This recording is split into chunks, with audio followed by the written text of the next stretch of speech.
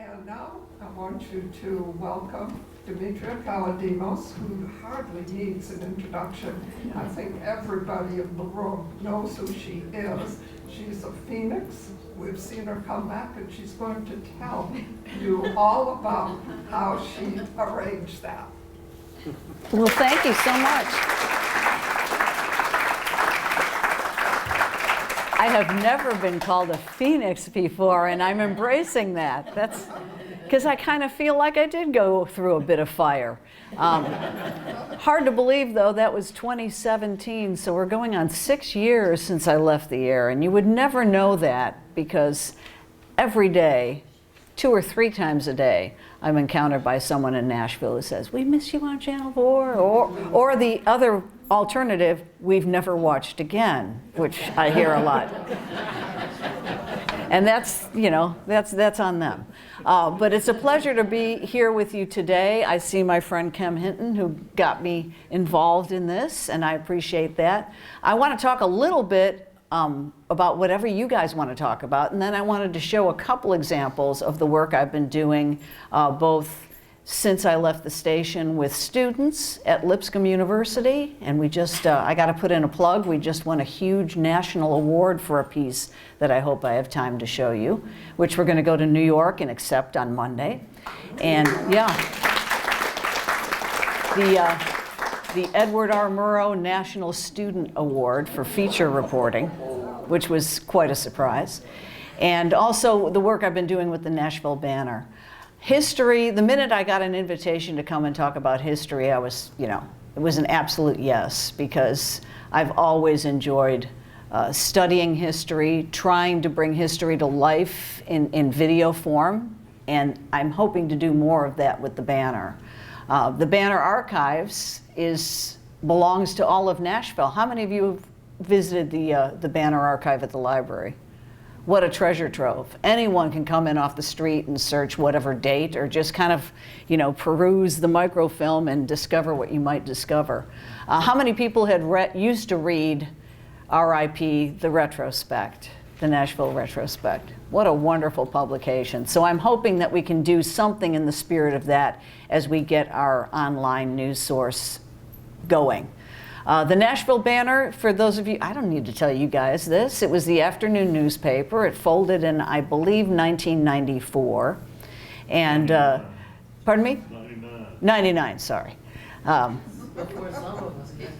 And for whatever reason, I saw Mr. Simpkins the other night, and for whatever reason, the name, the trademark on the name had lapsed. No one had it.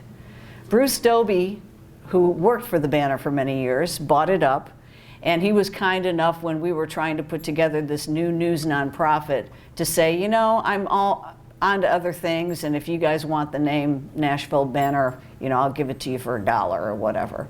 So that is the name that we're operating under. We are a 501c3 tax-exempt organization. We are currently in a soft launch. I don't know if any of you have looked at our website or looked at some of our election coverage that we really went into deeply in this last Metro election. So it's NashvilleBanner.com. And when we get up and running all the way, which we think is January 1, we will have on the news side 10 reporters, which sounds like a small number. It's really quite an impressive number. And 5 on the business and development side. It's all web-based. People are like, am I going to get the Banner on my doorstep again? No, I'm sorry. I mean, I wish I could get the Banner or any newspaper on my doorstep again. That just doesn't make business sense any longer. So it will be all digital, but we're hoping to do some really good in-depth local reporting on issues like state government, metro government, education, crime, but I'm not talking about every time an ambulance screams by kind of crime. You've got enough of that in local television, right? That's mostly what they fill the time with these days. The one thing we won't be covering, and sorry, men primarily, no sports. Unless sports really bleeds over into a gigantic news story, because there are so many places you can get your scores and your replays and that sort of thing. And for the time being, features in the sense of lighter fare will probably be limited.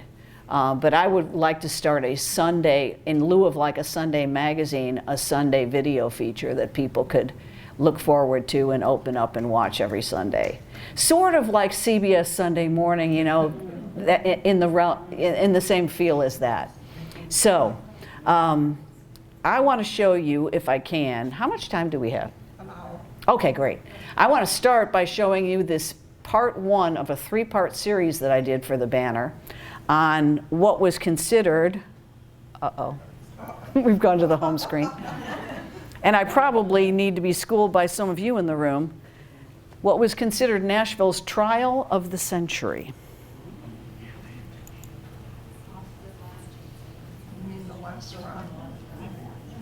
It lives in these 4 boxes, 2,400 typed pages, every word spoken, and perhaps the most famous trial in Nashville history. A case still technically unsolved. A case of murder, revenge, greed, and racism. And for this man, the ultimate heartbreak. You know, I knew in the back of my mind that my dad wasn't going to make it, but I was still holding on, still praying, still hoping. Billy Gurley has never talked publicly about the death of his father until now. In a matter of a second, my father was stolen from me, my future was stolen, and it was stolen. I wanted for Nashville to never forget what happened to my dad. On the highway in a smooth running Capital Chevrolet.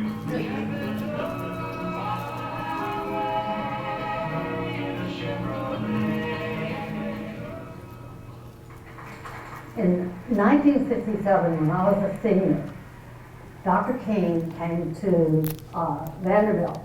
We had these symposiums. Vanderbilt was just packed. And I was there. And I just remember Dr. King's sermon, very rousing. And I remember that everybody stood up after his speech. But a few people didn't. And so I kind of remember looking around and thinking, we're not there yet. We had one black student. 3 days shy of a year later, King was assassinated. Dr. King was killed on April 4th, 1968, the day of the grand opening of Capital Chevrolet. A brand new building for the successful dealership on Murfreesboro Road. That evening, about 6 o'clock, Nashville did explode. And there was a lot of rioting in North Nashville and other parts of Nashville.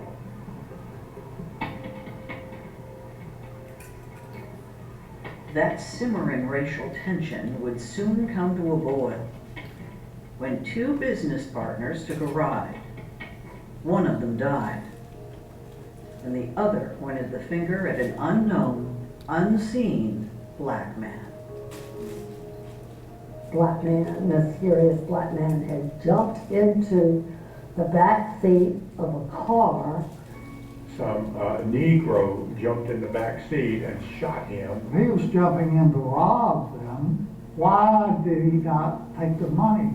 It was a dusty road out there. There was construction, but there was nothing in the back seat. No dust. There was no footprints. And I thought, this is not what happened. This is not what happened. There was no doubt in my mind it killed my father. No doubt. On the morning of May 24th, there was already a degree of tension between Haney Gurley and his protege partner, Bill Powell. Powell had bristled at the thought of Billy Gurley taking a bigger role at Capital Chevrolet. I was waiting to go to dealer candidate school.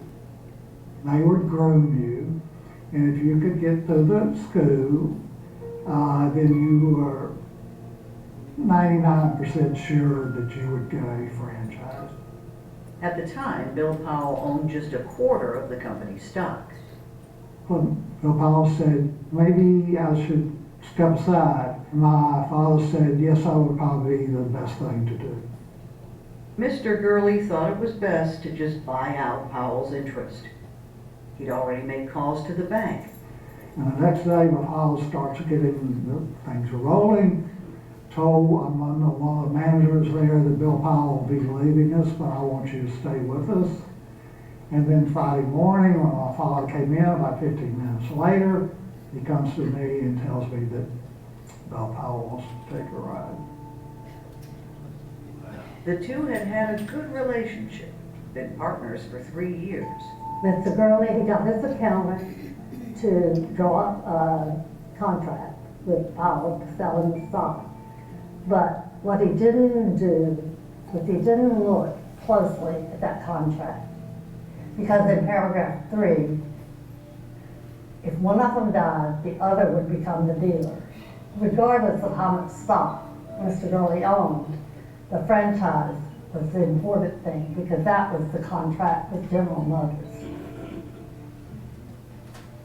So Bill Powell drove, got behind the wheel of Mr. Gurley's car, a 68 Caprice black, 4-door, and they drove out of the headquarters.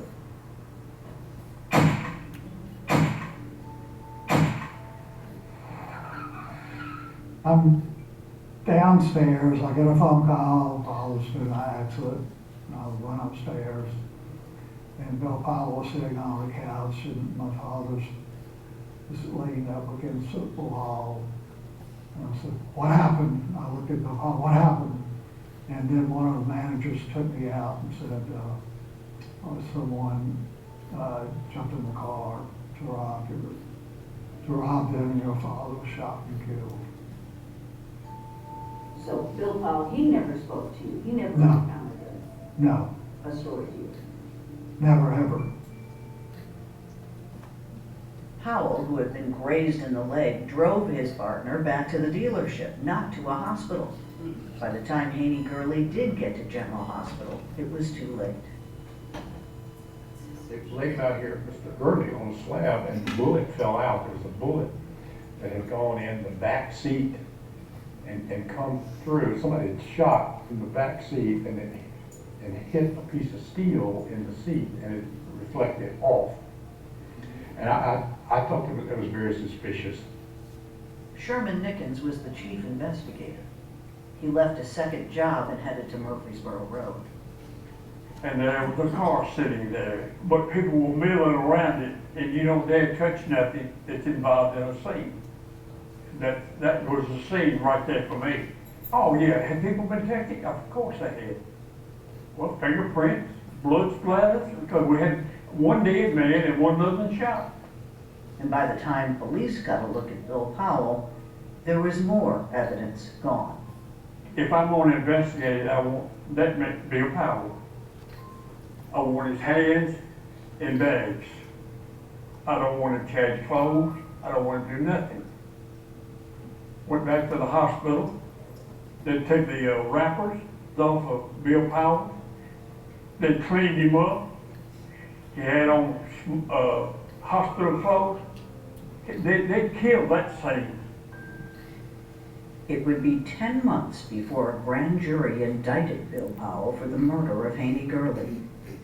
Billy was advised to keep working while grieving and seething with anger. If you want to get the franchise, then Billy, you're gonna have to work there to show Chevrolet that you're learning the dealership. So I had to go into work for 10 months. It wasn't easy. And that car, where the crime was committed, was sitting in the showroom. After the car was repaired, it was put in the showroom right in front of my office. So I had to look at that car for 3 to 4 weeks, every day, all day, until it was sold.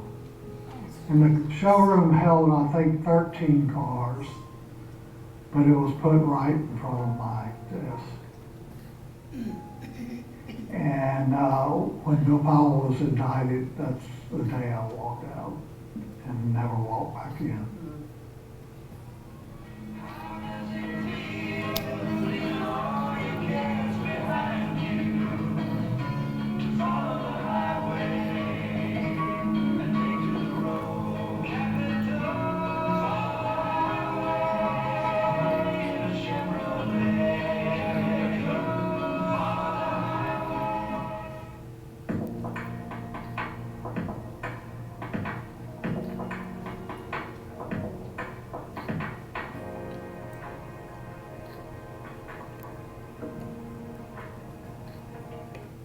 All right, that's what we're going to call the Rewind series.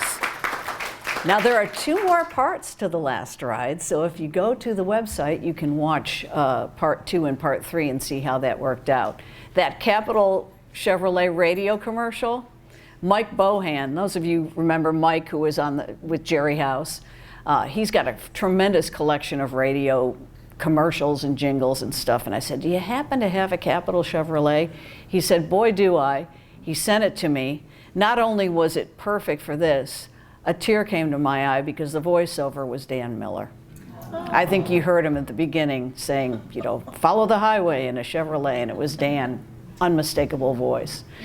But those are the sorts of Nashville stories that are hidden, not only in this banner archive, but just hidden out there that no one's been reporting on for quite a while. So I'm open to any sort of tips and that sort of thing. A related story, Mr. Gurley's, Billy Gurley's lawyer was John J. Hooker Sr., okay? The great John J. Hooker Sr. And in a sort of masterful twist of strategy, you know, he was known as this great orator. He had this closing argument that was just gonna, you know, cinch everything for the prosecution.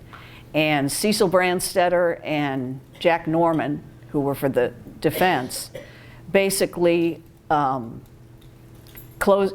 ended their case and denied Hooker the chance to make his closing argument, which was an amazing piece of strategy. And of course, those of you who know the case know that the jury found Bill Powell not guilty. That's a photograph of John J. Jr. Yeah, well, that was my lead-in. This is my segue to a series of interviews I did with John Jay before he passed away.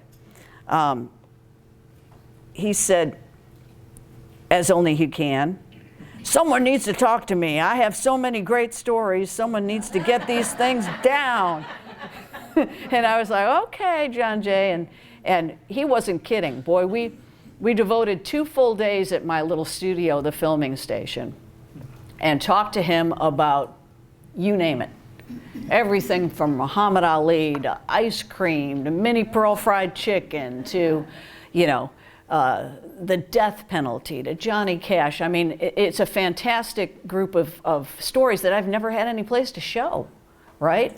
They weren't really ready for television news, and they were a little bit too long for that. So I have this great series of pieces with John Jay, and I wanted to show you one of those, again, segueing from John J. Hooker Sr. to John J. Hooker Jr. And how else do you do stories with him? In his own words.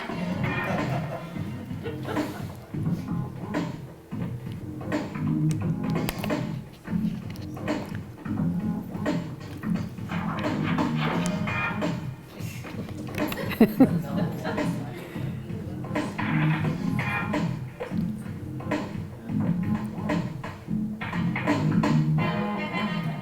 am John J. Hooker. The reason that I've been willing to have this interview is to try to encourage other people to be involved in the challenge to take on government, and to be willing to be whistleblowers, and to be willing to stand up and not let the officials take over your life, and not be so ignorant of what's going on that you don't have an opinion about it.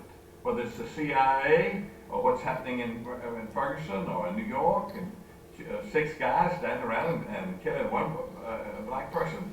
What an awful thing.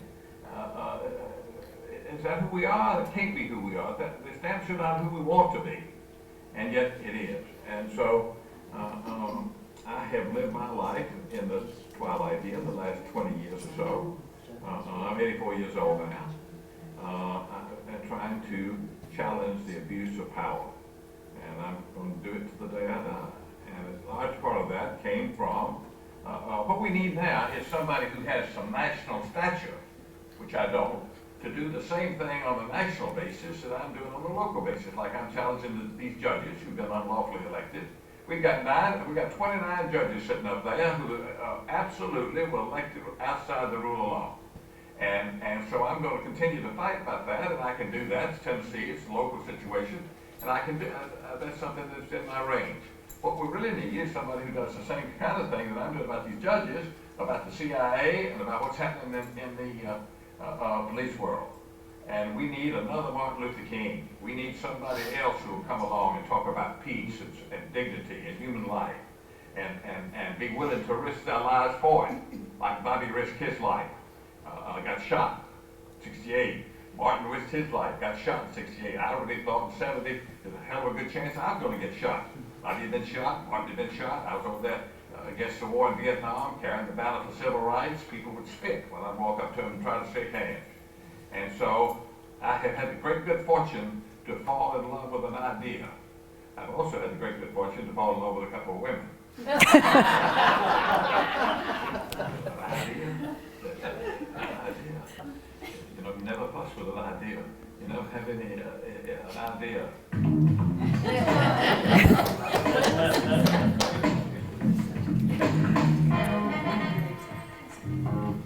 Anyway, I'm hoping to show about, you know, to include some of these on the banner site too, because as I said, I've got him talking about you name it.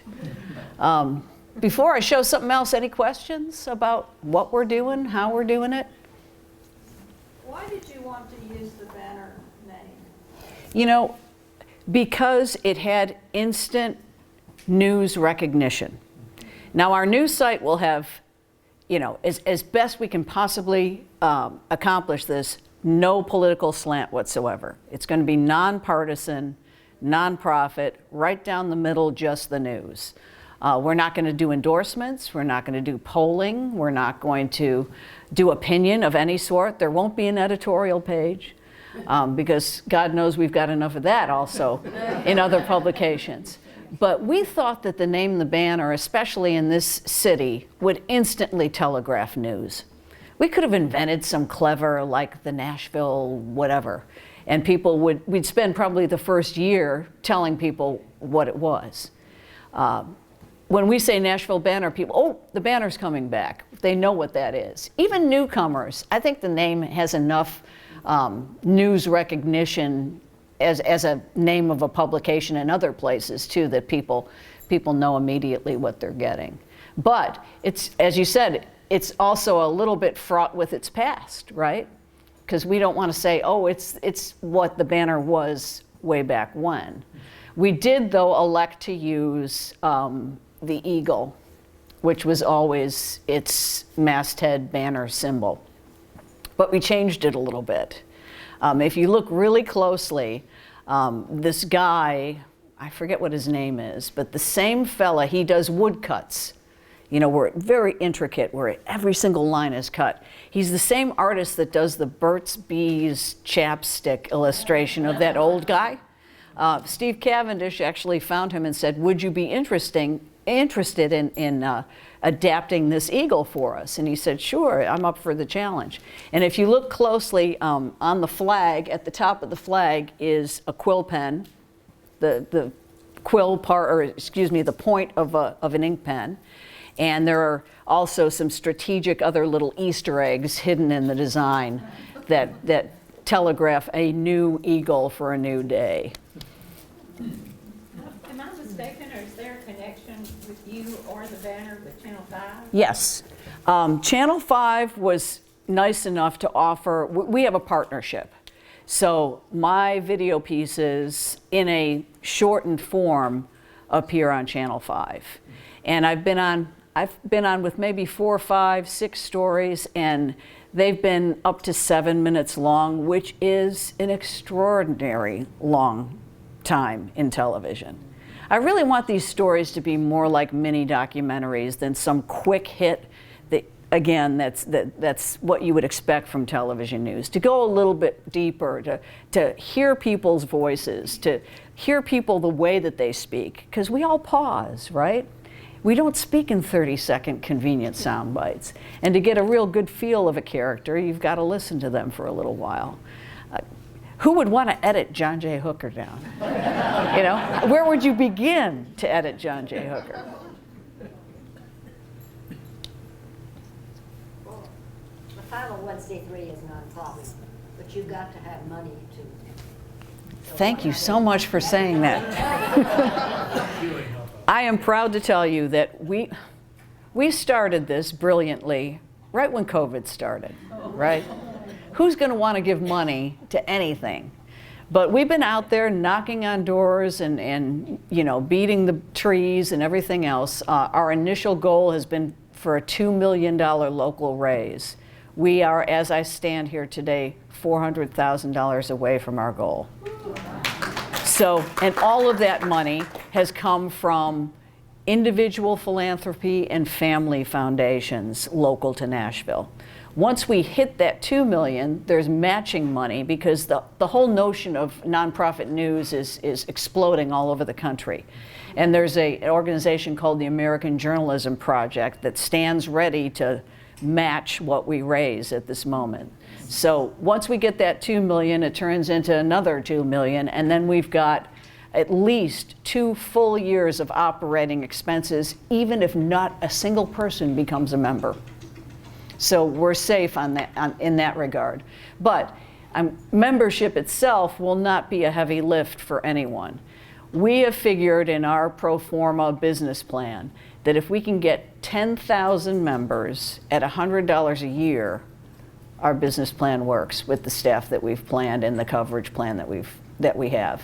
And we've already got more than 10,000 people on our newsletter list. So, and some people that are actually already, you know, donating on a monthly basis. So I think $100 a year, we like to say, you know, it's maybe skipping one Starbucks and giving that to the banner. Or Steve likes to say it's skipping one Chick-fil-A meal, which is probably more relatable to people than even a Starbucks. But I think we're going to do it.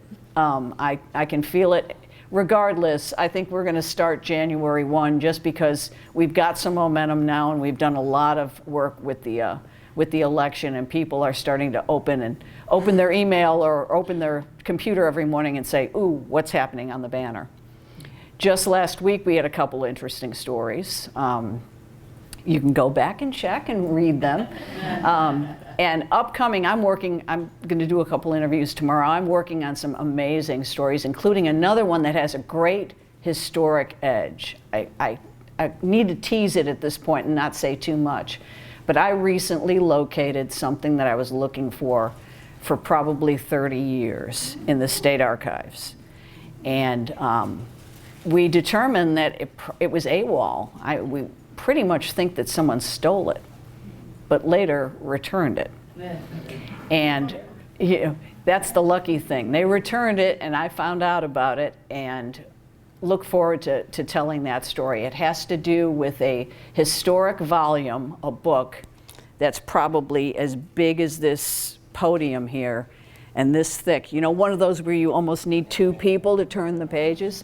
But what's contained on those pages, including photographs, is absolutely made for television. So, looking forward to that, and I'm working on that also. I'm going to show you, just because I'm proud of it, and I think they did such a tremendous job, the piece that we're going to that we won the award with the Lipscomb class. And it's so appropriate because it has to do with this part of town. Is that on a... We've been shrinking down our windows here to try to find that. This one, master with credits? Yeah. Sorry, guys. Technology. Don't you hate it? Okay. Hate it and love it. Here we go. You're hearing it, aren't you? Yeah.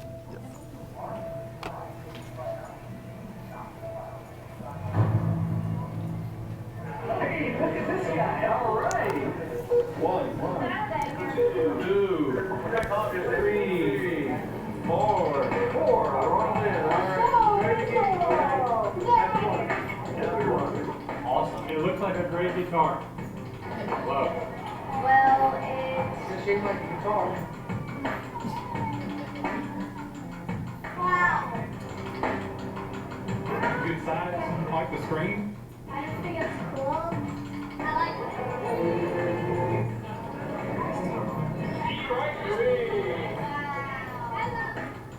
I think the placement of it's really cool. You can see the Go on.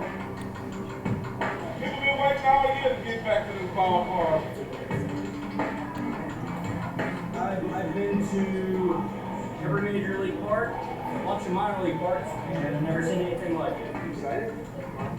It's a guitar! I love it!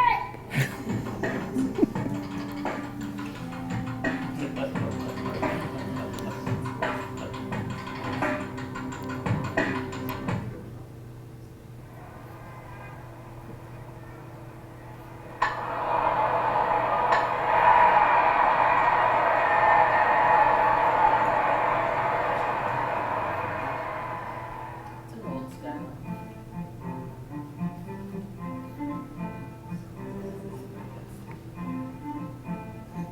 Nashville was playing baseball in 1860, we know that.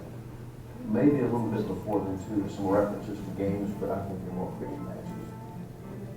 And then the Civil War came about, and after that it flourished in Nashville. There was the Nashville White Sox, the Nashville Elite Giants, the Nashville Stars, the Nashville Cubs, the Nashville Black Balls. When the balls were out of town, they would even wear the Vols uniforms so that they would just beat on as the black ball. After World War II, baseball interest was high, and Jackie Robinson immigrated to Major League. I think in 1948 was the most that the Nashville Vols had at Sulphurdale, maybe 250,000, which was pretty good. And it diminished from there. Even in 1954, when they had a player who hit 64 home runs and led the league in RBIs, runs, average, and was the Southern Association MVP, they only drew, I don't know, 140,000 or something. As we moved into 1963, the teams went away, because there's no more pro ball in Nashville.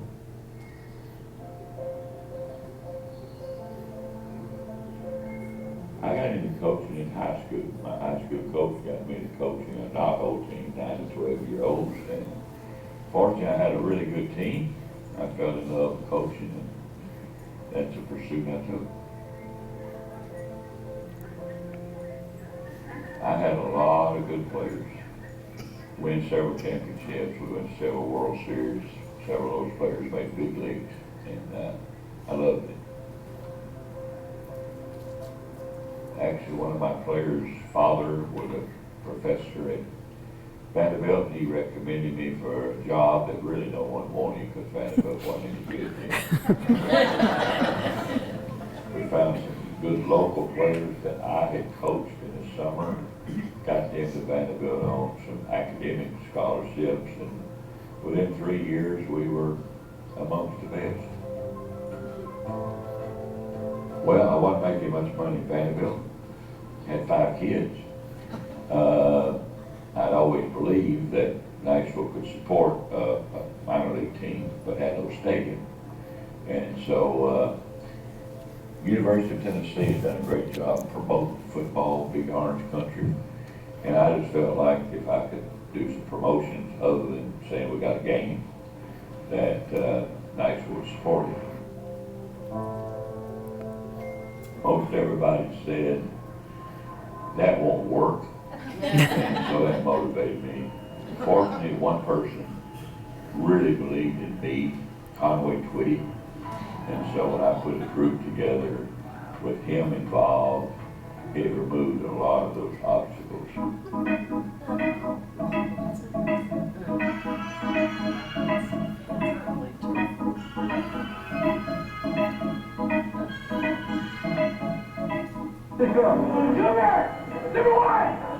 This afternoon, about 300 people showed up at Herschel Greer Stadium to welcome the Southern League champions back home. They've grown to love their sounds, and the sounds they've grown to love them.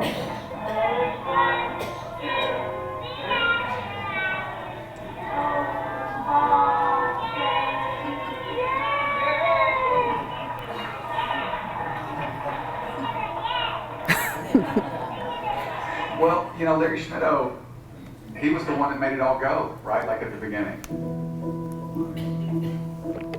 It was his team, and, you know, he had that idea.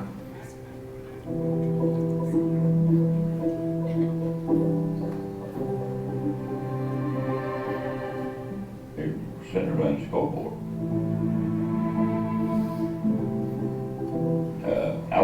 better scoreboard. So I called Fairplay, who had done our scoreboard, and told them my idea. I like a guitar-shaped scoreboard. So they sent me one with the guitar standing straight up, which didn't work. So I got me a napkin, and I put it horizontal instead of vertical with what I wanted, which was a score by innings in the neck of the guitar. And where the strings would go, I put the ball strike out, innings. And I wanted those keys because I had to sell that scoreboard to somebody to get paid for. Then I wanted some tri-vision ads at the bottom and the top. And in the middle, I wanted 2 message boards where I could recognize parties, batters, put the picture of the batter up. So I sent that to Fairplay. They dressed it up. And I ordered a scoreboard fully paid for because I got Budweiser to pay for it up front. Well, they brought it on 8 different 18-wheelers. I think they measured to the top 80 foot above ground. Took about 3 or 4 days to assemble it back together from those flat beds, and then we were ready to try it out.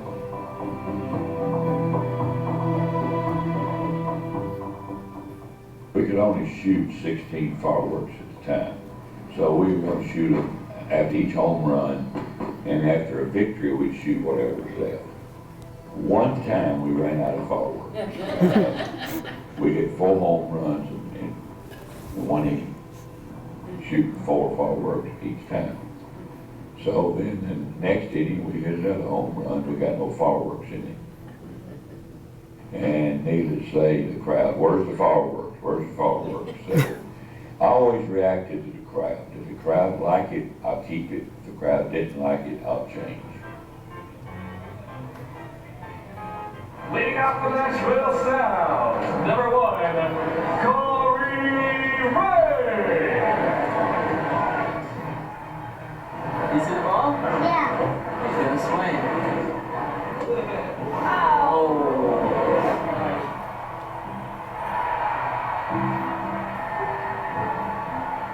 I was born and raised in Nashville, Tennessee. Been here my whole life, and even when I played 21 years professionally, and would always come back to Nashville because I loved it so much. Baseball at Greer Stadium was my babysitter, basically. So I'd get dropped off, and I became friends with the ticket takers, and they would just let me kind of come and go, and I'd get picked up at the end and play cut ball down the left field lines. Like I would chase down foul balls, balls that were hit off the guitar that would come straight down. I would go grab one. That guitar is right in front of the train track, so I'd even go like down to the fence that separated Greer Stadium from those train tracks and get home run balls and foul balls. I'll never forget, it was 1980. You had Don Mattingly in 1981. You had Steve Balboni in 1980. You had Willie McGee. You had all these greats that were coming through during those years for me. One time we had the most valuable player in the American League, the most valuable player in the National League, had played for the Sounds on the same team, Don Mattingly and Willie McGee. The first player that really caught Nashville attention was Steve Balboni, and he wound up in the big league. He was on our first team. Chris Sabo, Barry Larkin, Rob Dibble, Norm Charlton.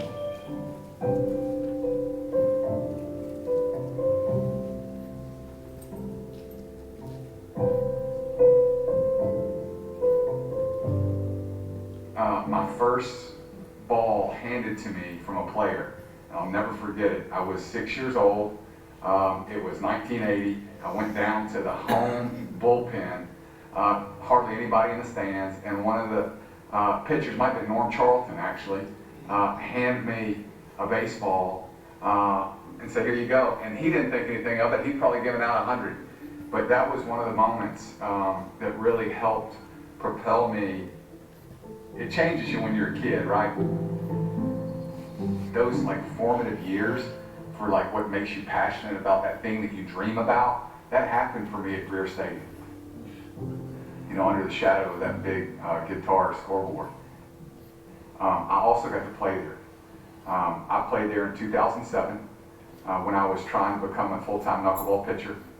And at that point, I was at a place in my journey where I was still trying to figure it out. It took a long time for me to commit to it. And 2007 was the third year that I had committed to throwing the knuckleball full-time. And so I was in AAA with the Nashville Sounds. It was the AAA affiliate at the time for the Milwaukee Brewers. And started the year really rough, committing to the knuckleball, gave up a bunch of runs, thinking I might be released.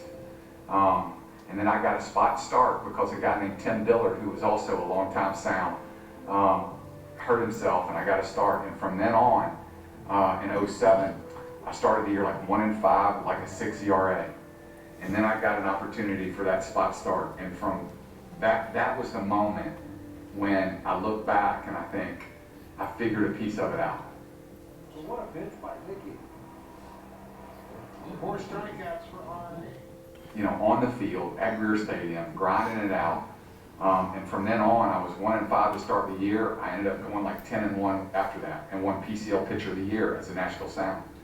And so it has a special place in my heart, not only because of what it gave me in my childhood, but as a person that was trying to discover his craft as a knuckleballer, it played a pivotal role.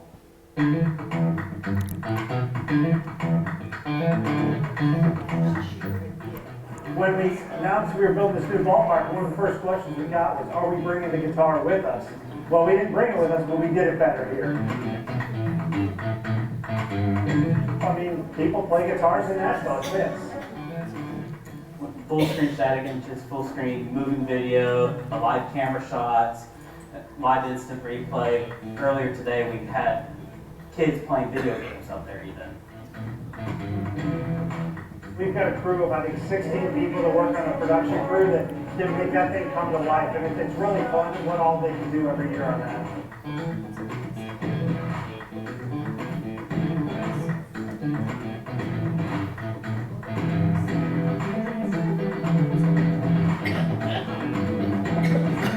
So much energy and fun. Just love it absolutely to death. The scoreboard, the giant guitar, and the fireworks going over, it's just unbelievable.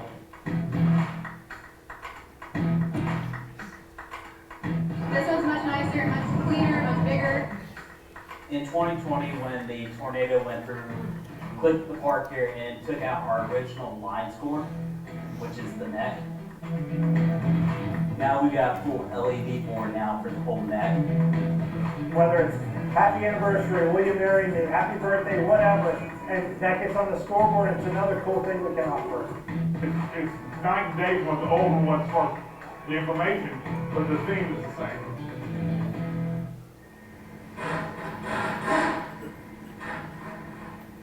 This, all this page is the view. Hand painted? Yeah. Wow.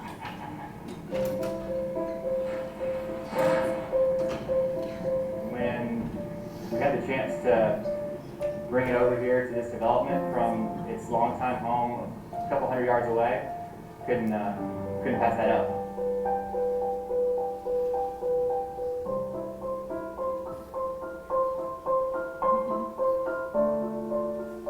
The price was kind of based on the demo cost to bring it down intact rather than just scrap it. So if we hadn't won it, it would have gone with the rest of the stadium. You know, wanting to create a large green space that anyone in the neighborhood can use and just like a place where people come to be together is really what it does. This whole field will be programmed with, there's a farmer's market, art classes for kids, we're going to have a monthly concert series, and movie nights. Think of all the baseball movies you could show. Field of Dreams, The Natural. Yeah.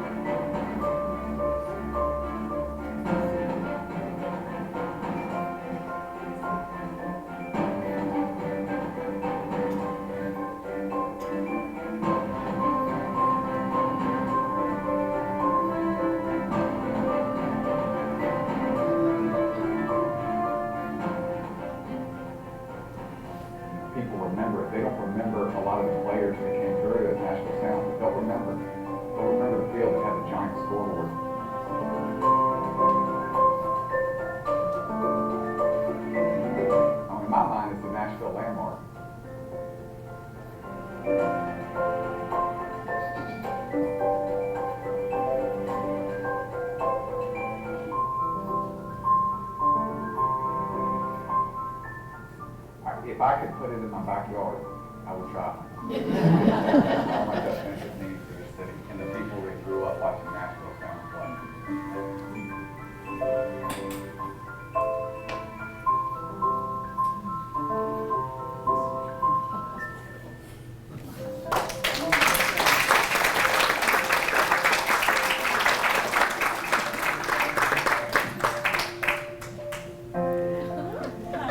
These are our students that worked on the project.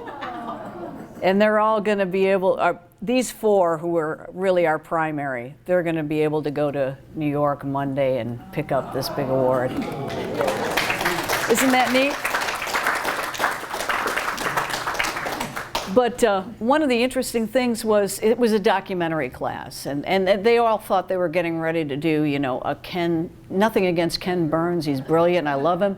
But I said, you guys, we need to come up with a subject that is interesting, entertaining, hasn't been talked about. And I said, what about, and this is my idea, and they looked at me like with a blank stare, like, I don't even know what you're talking about. Which led us on a really good journey, because if they had zero knowledge of the sounds, the scoreboard, Kawit, there, the fella on the far right, he's from Congo. That was his first ever baseball game, the day we went to the Sounds game to shoot. And now he's a huge baseball fan. And we also got to present this at Cooperstown. So that was pretty, at the Hall of Fame. So that was also an extra added value. But again, history, right? The best stories I will submit always have an element of history. I tell my students, you cannot look forward without looking back. And we have to bring context into our reporting. So if we do anything with the banner, believe me, we will be looking back as well as looking forward. And I welcome all of you to go to NashvilleBanner.com, sign up for our little newsletter right now. If you feel so compelled, become a member at $1, I don't care, and start checking out what we're doing. Thank you so much.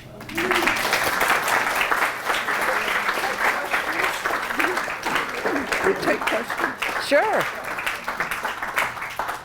She will take questions. Will you tell us a little bit more about this class? I guess I was expecting college students. These are college students. That was just them as kids. I said, let's get photos of you on your little teams, and they came up with, those were pictures of them as kids playing the game. Yeah. So, but will you tell us more about Sure. what you're teaching? Well, I taught for 1 year at Lipscomb as the professional in residence, and basic news reporting class where we went out and did things. And I said, don't you guys want to do something a little bit more, something that we can kind of point to at the end of the year and say we've accomplished something? And they were like, sure. So we started a documentary class, and this was the result of our first ever documentary class. So the bar is pretty high for these. And I am helping out this year. We're going to do another one. I don't know if it'll be done in the calendar year, but it'll be on General Neyland of Neyland Stadium. 2026 will be the 100th anniversary of him becoming the UT coach. And I've tried to tell them this is more than just a UT story. It's more than just a football story. He went to West Point. He was a World War II logistics genius. I mean, there's so many levels to this guy. And two people who played for him, the captain of the 51 team and the captain of the 52 team, are both still alive. One of them is Governor Haslam's dad, Big Jim Haslam. So we're going to talk to him. And the other one is a fella in Hendersonville who was the captain, I believe, of the 52 team. And last week, someone came forward. I really don't know who and how this happened, but he called a professor over there who's writing a book on Neyland and said, I've got his coats from West Point. And we were like, oh, really? He goes, how do you know they're his? Well, his name is in the pocket, handwritten. And these coats, we shot them already. We put them on, hung them up in the studio. And I mean, I have sweaters that look worse. And these things were issued in 1916 and they're pristine. So looking forward to that as well. And I think, you know, having that element of sports and entertainment. Don't click on it. Isn't all of our warranties running out? Are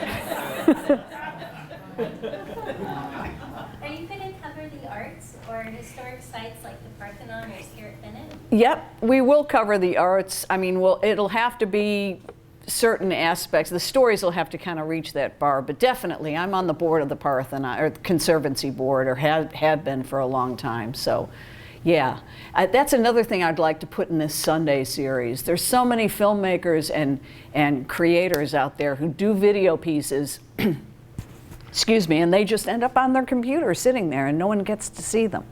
So I'm hoping we can become the platform for those sorts of stories.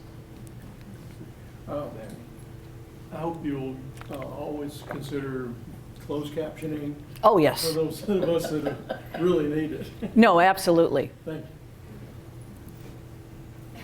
You seem to have right brain, left brain, because you're so good at research, obviously, but you're also a great speaker and impromptu answering questions and good on film. Yeah. Are all reporters like that? You know what? This is strange though, Sandra. Almost all the really good reporters I've worked with are musical. You would not believe how many people play an instrument or have a music background in newsrooms. The best editors are musicians because there's a lot of rhythm and timing and, you know, dynamics and that sort of thing. You'd be surprised, you know, yes, there are nerds, you know, and many of us are like proudly nerdish, but you know, you need that creativity, especially to do video reporting, which is a whole different animal.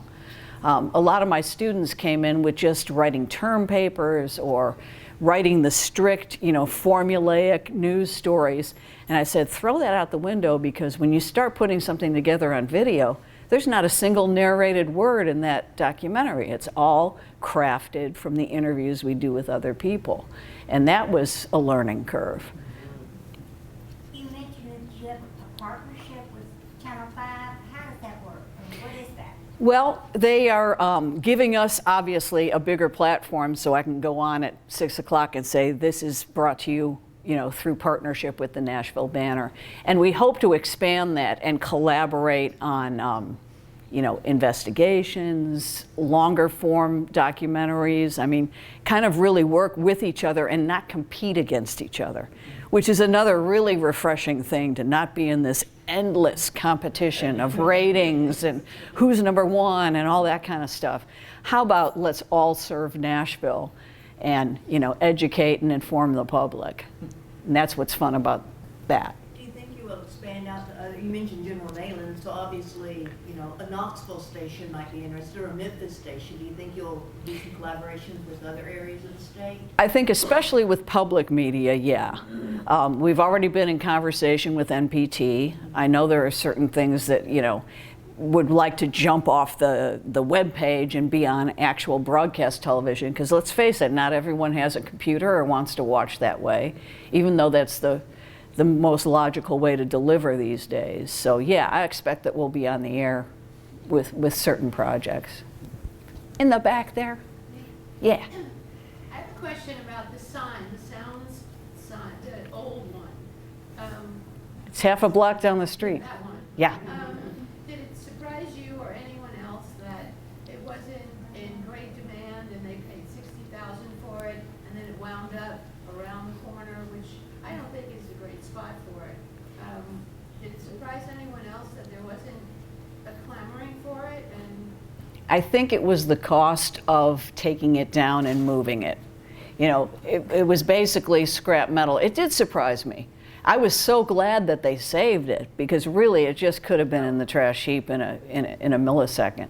But as we were doing the shooting on this, they had done the one side that they painted with Music City and stuff, and they had not put that skin on the other side. And I was driving right down here one day, and I heard the sound of construction, and I looked up and I was like, wow, they're doing all this stuff to the sign. I jumped out and shot that with my phone, because I knew there was a limited time to get those images, and interviewed the guy, and he said, yeah, you know, we're bringing this thing back to life.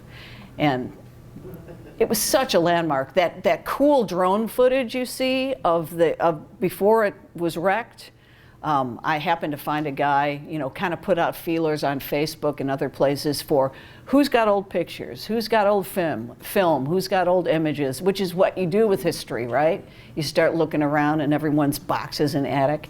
And this guy said, wow, I've got this great drone footage right before they took down the old guitar. And I was like, please let us use it, and he did. I took a lifelong learning class at Lipscomb on baseball in Nashville. Skip was there? Yeah. Yeah, he was the teacher. And he said that Larry Schmittou, his mother named him Larry because of some baseball player he liked. You know what else was cool about Schmittou? You know, he was the first ever to buy those little baseball caps that you put the ice cream in. Okay, but he said he went to a trade show and he thought those were awesome, but they were filled with jelly beans. And he was like, jelly beans are for Easter, it's hot, they get sticky. He goes, that needs to be an ice cream container. And that was his idea, and of course now it's all over, you know, the country. Total genius marketer. I mean, he should be teaching the, you know, high-level marketing classes to everyone. Maybe everybody knows this but me, but what is your musical dimension? Oh, actually, my bachelor's degree is in music. My undergraduate, I play the flute, grew up in orchestra and band, and I went up and down Broadway, I never saw you. And my other connection is I'm married to a singer-songwriter, so I'm around music all day, every day. But you know, when I switched to journalism, which was about 3/4 of the way through my undergrad, I went ahead and finished the degree, but my parents were like, we paid all this money for lessons and drove you all over creation and you're not gonna do this? And I was like, many years later, I told them, relax, it has served me so well. I mean, every single day in the career that I chose. So don't ever tell your artistic child that is time wasted, because it certainly isn't. Do you have dedicated camera people, or do you coach different ones, or do you have independent? I poach former colleagues from Channel 4 who are also retired. I shoot a lot of it myself, believe it or not. I don't like to do that, but I edit all my own stories because. You see the perfect shot, you know how it should be, how it should be presented. Yeah, yeah, and you know, light. It's such an art form, videography. But if worse come to worse, I'll pick up that iPhone and shoot that guitar over there because we need the picture. Yes, when did you go to work for Channel 4 originally? February 1st of 1984. A long time ago. And this is kind of a funny story. I was actually relaying to someone the other day because they mentioned Bill Hall. And the day I came to work, February 1st of 84, there was this big cake in the newsroom and everyone was having cake, and it was, I thought, wow, they had a cake for me? They don't even know me yet. And it turned out to be Bill Hall's 10th anniversary at the station. So we used to always celebrate together, but dumb me, I thought it was cake for the new girl, and it definitely wasn't. First of all, congratulations on what you're doing. It's fabulous. Thank you, thank you. Secondly, is Barnegie Hall coming back? Ah, thank you for watching Barnegie Hall. Thank you so much. This was a 13-part songwriter series starring my husband, shot out at our little converted barn house in Fernvale, which is near Leaper's Fork. And that aired on PBS for, you know, a year and a half, and is still available, I believe, on Amazon Prime. Little plug there. But I would love to do it again. I think it was a one-on-one songwriter show with the distinction of the host being an actual songwriter who plays and sings and also interviews the guest. But we had some of the greatest people on. I mean, you know, it's Nashville, of course, but all these people were sweet, they were friends, and they said, we're putting this show together, will you please be on it? We can't pay you yet, but please.